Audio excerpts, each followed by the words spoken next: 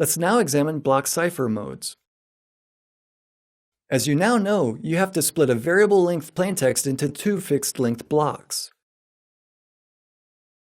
The length is determined by the algorithm that you want to use. The way in which blocks are split is critical for the security of the entire ciphertext. We're moving into cryptographic systems now. Even a very secure algorithm, if it's ill-implemented, causes the ciphertext to be extremely vulnerable. We'll prove it in a moment. How can you transform data streams into fixed-length blocks? There are several common block cipher modes of operation. The first is rather euphemistically called the electronic codebook mode, ECB. The second mode of operation is cipher block chaining, CBC.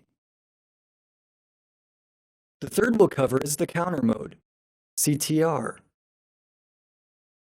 Finally, there are two similar modes of operation that we'll mention together. They are the so-called feedback modes, CFB and OFB.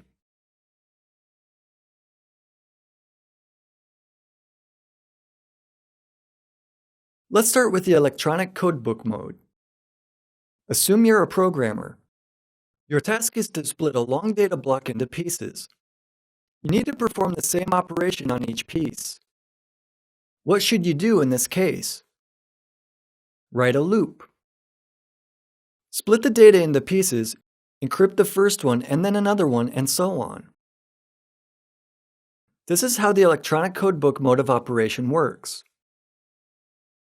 The plaintext is split into blocks of the same length and each block is encrypted separately. First, this means that if the plaintext in two blocks repeats, you'll receive two ciphertexts that are the same. Each block will be encrypted into the same form. This is not a good solution. Secondly, this allows you to modify the ciphertext in a way that is transparent for the recipient.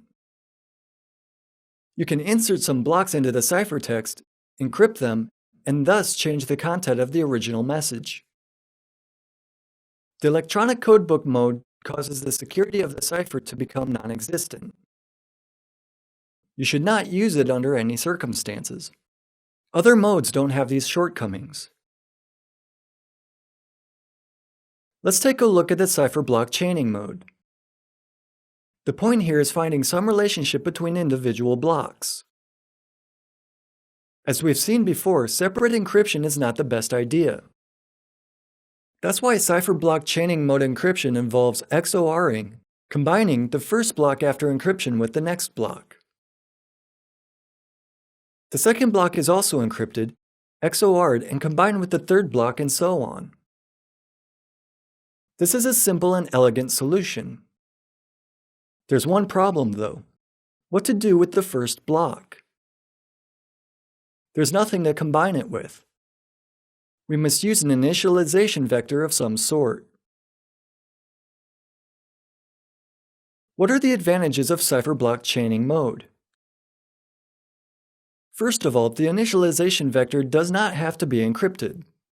It's a pseudo-random string. There's no point in encrypting something that is already random to make it more random. Remember Kirchhoff's principle. The security of the ciphertext must depend solely on the security of the key. The second strength of this mode is that if you encrypt the same data using the same key, the output will be different. This is because the initialization vector is random. Also, if during transmission a message block becomes corrupted, it doesn't cause further damage. Obviously, you won't be able to decode the block, but this doesn't affect other blocks. If you combine the corrupted parts using the XOR operation, it will all be cancelled out. Other blocks will be readable and decryptable. The cipher block chaining mode is the default block cipher mode of operation utilized in nearly all Microsoft solutions.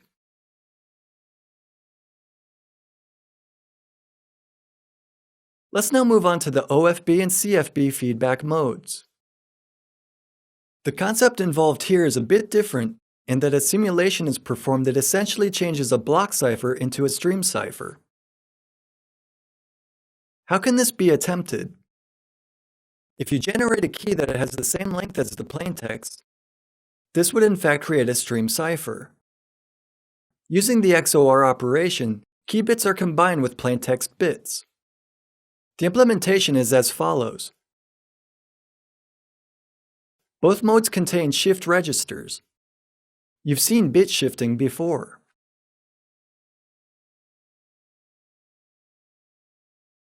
The shifting in the two modes differs in that the operation is applied either at the start, before encrypting, or after encrypting. The bits will be shifted in one place or the other. This is the whole difference between CFB and OFB. At any rate, you'd need an initialization vector. It'll be the starting point to a cipher function. Remember that a key of an appropriate length has to be generated.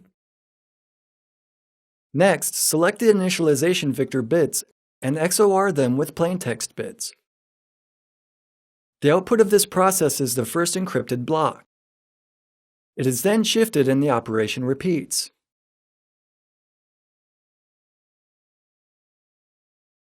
The last mode we'll mention is the counter mode, CTR.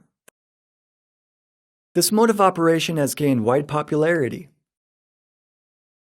One of the strengths it has is that you can decrypt a selected part of the ciphertext. You don't have to decrypt the whole of it. This idea is similar to the one applied in the previously mentioned modes. After selecting an initialization vector, encrypt it, thus making the key longer, and then combine it using the XOR operation with the plaintext.